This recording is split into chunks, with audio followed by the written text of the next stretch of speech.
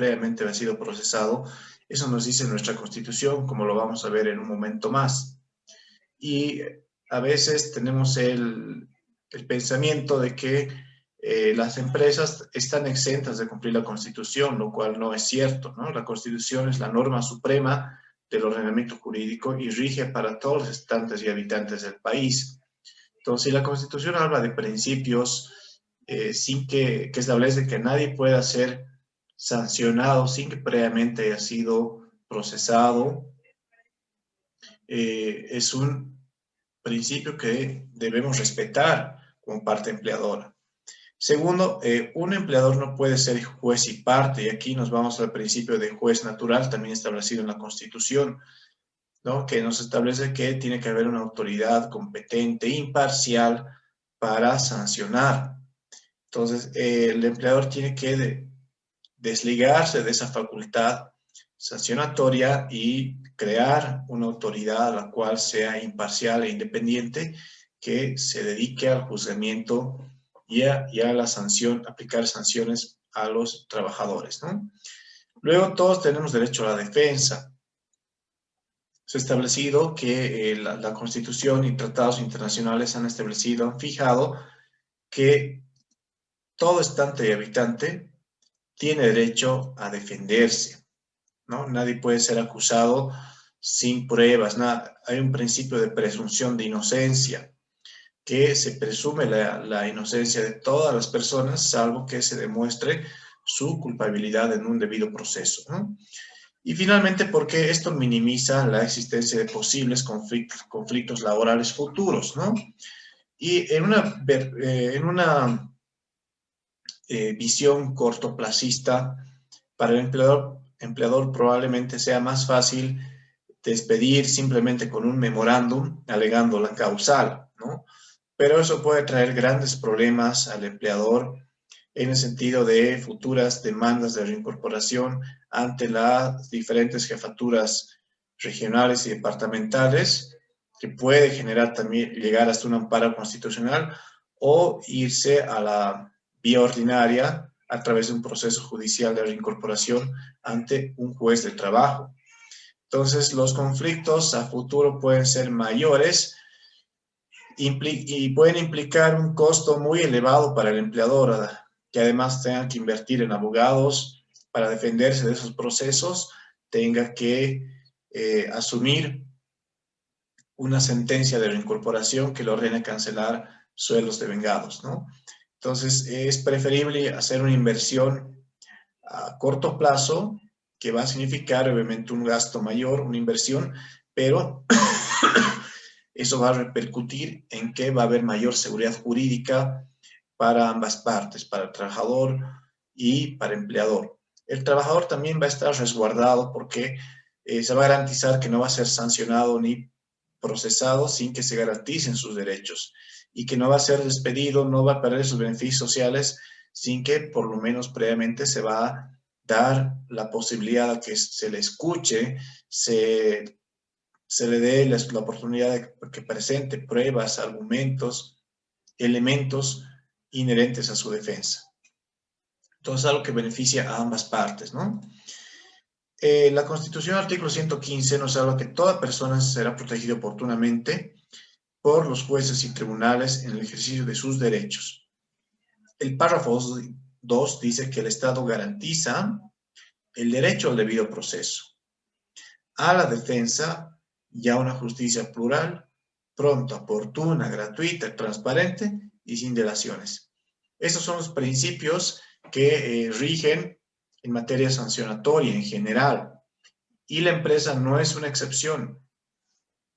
Las instituciones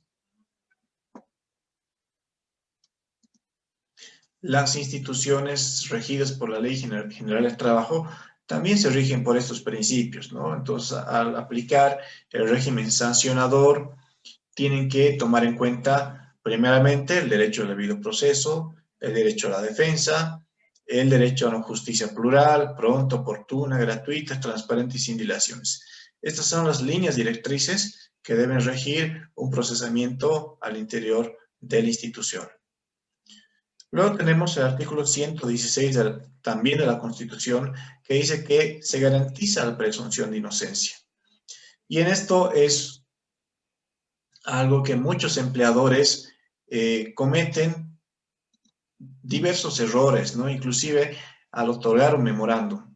A veces cuando el empleador otorga un memorándum, directamente sanciona, amonesta al trabajador sin darle la oportunidad a que previamente se defienda, aclare o presente algún elemento de defensa. Entonces, el empleador muchas veces vulnera este principio de presunción de inocencia y esto puede llegar a ser muy frustrante, ¿no? Para los trabajadores que son sancionados sin que previamente se los escuche, se los oiga. Y la Constitución, como yo les mencionaba y lo reitero, garantiza la presunción de inocencia, ¿no? Luego también el párrafo 2 nos dice algo muy importante que dice que cualquier sanción debe fundarse en una ley anterior al hecho punible. Esto es prácticamente la base que nos establece que en toda institución, ya sea pública o privada, regida por la Ley General del Trabajo, su régimen sancionatorio debe fundarse en alguna normativa anterior al hecho que pretenda sancionar. Es decir, si yo pretendo sancionar ciertas conductas en la institución la cual dirijo, tengo que tener una normativa que funde y que defina cuáles son esos hechos sancionables. Caso contrario, yo corro el riesgo de que en la institución exista un régimen de arbitrariedad, ¿no? La arbitrariedad se da cuando no hay reglas claras sobre qué está prohibido y qué está permitido. Entonces, todos hacen lo que creen que es conveniente hacer en función a su criterio y llegado el momento, el empleador puede llegar a sancionar conductas que para él sí son graves, pero probablemente para el trabajador no lo sean. Y es por eso importante que cada empresa defina su norte, defina sus principios, sus valores, su misión, su visión, sus objetivos. ¿Cuáles son los valores al interior de la institución? ¿Cuáles son las cosas que va a existir una cero tolerancia? Es importante definir esto. Si la empresa no tiene un norte, entonces se dan situaciones de arbitrariedad, donde cada gerente, cada MAE, cada representante legal define qué es lo bueno, qué es lo malo en la institución y eso es muy cambiante, ¿no? Entonces tiene que haber necesariamente un documento que estipule el régimen sancionador. Y el 117 también de la Constitución nos da aspectos bien importantes a considerar en los diferentes centros laborales. Número uno, que ninguna persona puede ser condenada sin haber sido oída y juzgada previamente en un debido proceso.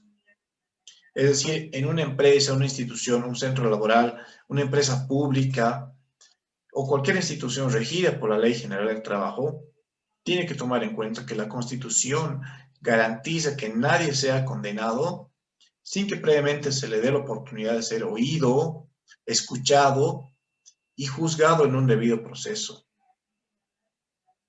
Y este es el problema y el error que cometen muchos empleadores al momento de desvincular. Es que sancionan con destitución más la pérdida de beneficios sociales, pero sin dar la oportunidad a que el trabajador sea oído, sea escuchado y no sometido a un debido proceso, ¿no? Luego tenemos el párrafo 2 que también nos habla de un principio importante que dice que nadie será procesado ni condenado más de una vez por el mismo hecho. Esto se denomina el principio conocido como el non bis in idem. Este adagio latino equivale a que nadie será ni procesado ni condenado dos veces por un mismo hecho. Eso significa el principio non bis in idem. No dos veces por la misma causa. Y Estos son los parámetros generales, entonces, que debe tomar en cuenta toda institución. Luego ya yéndonos a lo que dice la normativa internacional, tenemos el convenio número 158 de la OIT, cuyo artículo 4 menciona que no se va a poner término, o sea, fin, extinción, finalización a la relación de trabajo de un trabajador a menos que exista para ello una causa justificada, relacionada con su capacidad o su conducta o basada en las necesidades de funcionamiento de la empresa, establecimiento, servicio. Acá ya este convenio de la OIT, que si bien no está ratificado por Bolivia, ustedes van a ver que muchos jueces en materia laboral y varias sentencias constitucionales aplican este convenio. Es decir, según la jurisprudencia, es como si ya estuviera plenamente vigente y fuera válido, ¿no? Y acá este convenio nos habla de que no se puede finalizar la relación laboral, al menos que exista una causa justificada. Luego también tenemos esta sentencia constitucional emitida por el Tribunal Constitucional a través de la sentencia constitucional 1917/2012 de 12 de octubre. Nos dice algo bastante importante a tomar en cuenta en toda institución, empresa regida por el ámbito de aplicación de la Ley General del Trabajo.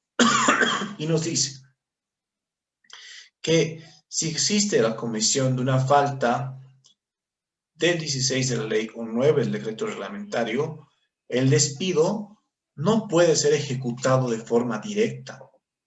No puede. Y justamente acá hemos subrayado, bueno, antes de eso, dice que si el empleador retira a un trabajador en forma directa sin observar estas reglas, es decir, las reglas del debido proceso, habrá incurrido en despido injustificado y desconocido la garantía del debido proceso. En cuanto a la vigencia del principio de presunción de inocencia. Entonces dice, ¿no?, que el empleador, mejor dicho, está habilitado para despedir. Sí, no es que no puede despedir. Puede despedir si un trabajador incurre en causales del 16 y 9 del reglamento. Claro que sí. Pero esta sentencia constitucional nos dice que tiene que ser en base a la responsabilidad establecida a la conclusión de un proceso administrativo interno, ¿ya? O en su defecto, procederse al despido del trabajador luego de una imputación formal en un proceso penal, que es cuando, por ejemplo, el trabajador incurre en las causales de robo o hurto, que implica la prosecución de un proceso penal ante la Fiscalía, ante el Ministerio Público. Entonces, el empleador, el empresario, no puede desvincular de forma directa. No puede desvincular de forma directa. Necesariamente tiene que instaurar un proceso interno. Ahora, seguramente se estarán preguntando en este momento, ¿cómo es que se instaura proceso interno? ¿Cuál es el marco legal? ¿Cómo es que la empresa aplica este proceso, crea las reglas